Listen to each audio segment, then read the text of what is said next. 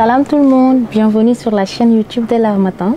Ravi de vous retrouver aujourd'hui pour parler de légitime imposture de Marème Soda Ndoye Lo. Oui, je sais que le titre évoque en lui seul quelque chose, mais avant de parler du vif du sujet, donnez-moi l'honneur de parler de l'auteur. Marème Soda Ndoye est une diplômée de l'École nationale d'administration ENA. Elle a travaillé au ministère des Affaires étrangères. À la primature, elle est la présidente du Cénacle. Légitime imposture est son deuxième roman, avec son premier intitulé Un homme infidèle et parfait. Légitime imposture est un jeu des mots. Il faut le dire, c'est le point fort de Marème Soda Ndoye Lo. Après Un homme infidèle et parfait qui a évoqué beaucoup de questionnements par rapport au titre. Aujourd'hui, elle nous revient avec ce titre.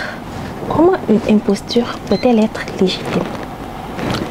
Avant de parler du livre proprement dit, j'aimerais vous poser une question. Croyez-vous au destin? Pensez-vous qu'il peut changer du jour au lendemain, c'est-à-dire radicalement? Eh bien, c'est de cela qu'il s'agit dans cette œuvre où Malagnan, un jeune homme issu d'un environnement pauvre, va se retrouver après son agression dans une très grande maison, belle et de surcroît étant la femme d'une magnifique jeune femme et aussi assise sur une immense fortune. Vous me direz comment cela est possible? Oui, figurez-vous que la femme, Aram, n'avait plus retrouvé son mari 2 ans auparavant. Il a subitement disparu sans aucune information. Donc, elle l'a retrouvé là, agressé, et Malan n'a fait autre qu'en profiter. Oui.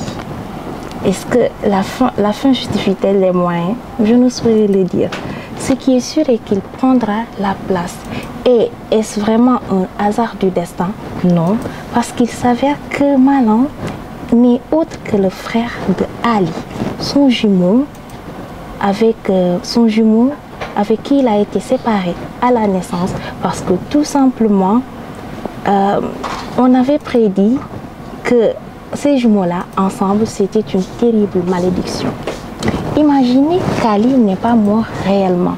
Que va-t-il se passer alors que Malan a touché au fruit défendu, c'est-à-dire la femme de son frère? Il a pris sa place, sa fortune, sa vie.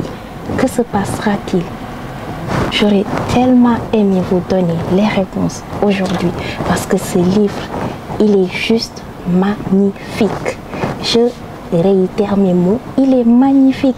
Si seulement je pouvais l'écrire en majuscule, je l'écrirais bien sûr en majuscule. Parce qu'au fait, il nous plonge dans l'essence même de la vie.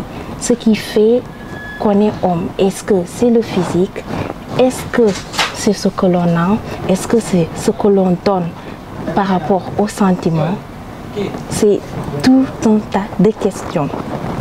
Je retiendrai aussi dans ce livre des thèmes vraiment actuels comme le chômage, la désillusion des étudiants.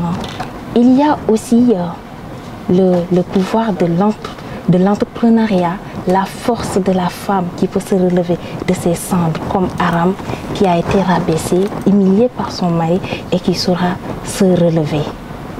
Et il y a aussi une chose que je retiens, c'est-à-dire dans la vie, nous naissons tous, nous grandissons, nous allons à l'école, nous travaillons, nous nous marions, nous avons des enfants. Toutes ces étapes que je viens d'énumérer sont incertaines, sauf la mort. Cependant, tout compte fait, la vie mérite d'être vécue parce que c'est un présent. J'aime aussi le style utilisé, un vocabulaire riche, simple, accessible. Merci beaucoup à l'auteur pour ce chef-d'œuvre. J'ai vraiment aimé du début à la fin. Un livre volumineux qui se lit en peu de temps, tellement il est haletant. Je m'arrête ici parce que vous voyez toute la joie que je dégage. Je vous exhorte à acheter ce livre. Je vous implore s'il le faut. Achetez-le, il est juste magnifique.